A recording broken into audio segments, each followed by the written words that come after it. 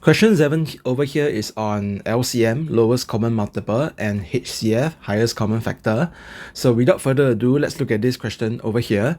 When written as a product of their prime factors, these are the numbers PQR indicated by P equals to 2 cubed times 3 to the power of 9, Q equals to 2 times 3 squared times 5, and lastly, we have R equals to 2 squared times 3 times 7. So for part A over here, find the value of the cube root of P.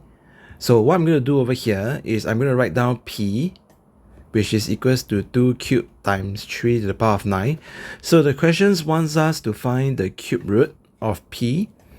So this means that I can put the cube root over here. So inside will be 2 cubed times 3 to the power of 9. So as I mentioned in class, so when it's a cube root, right? So what you do over here for these powers, you divide by 3. Okay, so then we get that 3 over here, the power 3 over here, divide by 3 is 1. So I write it as 2 to the power of 1, but we can write 2 to the power of 1 as 2. Okay, and times, so 9 over here, divide by 3. Okay, so that will give us 3. So 3 to the power of 3. And so this will be the value of the cube root of P, which we evaluate to be 2 times 3 cubed is actually 3 times 3 times 3, which is equals to 2 times, so 3 times 3 is 9, okay, 9 times 3 is 27, so this is 2 times 27, which is equals to 54, okay, so this is the cube root of P. So next, let's move on to 7b. Okay, now one good thing I love about this question is because I get to revise with y'all how to actually find the LCM and the HCF using when looking at the index form. Okay, when the answer presents all this value PQR in its index form, okay, how do we actually get LCM and HCF? I'm able to revise this with you in part B and C. So without further ado, let's go through on 7b. So find the LCM of P, Q, and R, giving your answer as the product of its prime factors.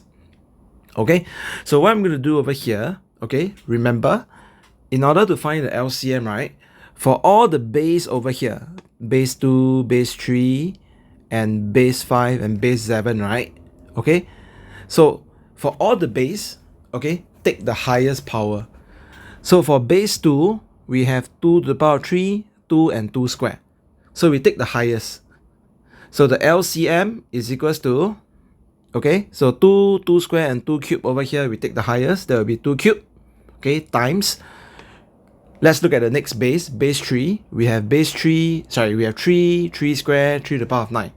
So we take 3 to the power of 9, okay, times 3 to the power of 9, times, now let's look at the next base.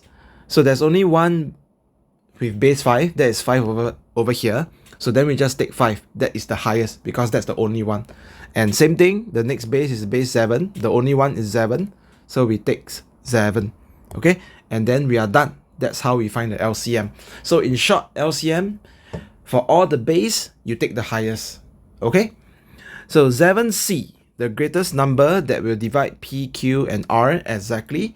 So this is another way of the question asking for the HCF, the highest common factor. So for the highest common factor, I did teach y'all HCF, okay. So what you need to do is to check for PQR, right? You need to check for common base, okay. So indeed for P there's base 2, for Q there's base 2, and for R there's base 2.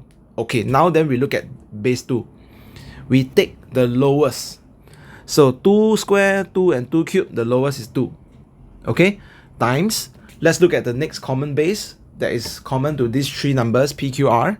So that will be base 3, right? So for base 3 is 3 square, and 3 to the power of 9. The lowest will be 3. So times 3, okay? So let's check if there are any other common base. 5. But that 5 is only Q have only, but P and R don't have 5. So we don't look at base 5.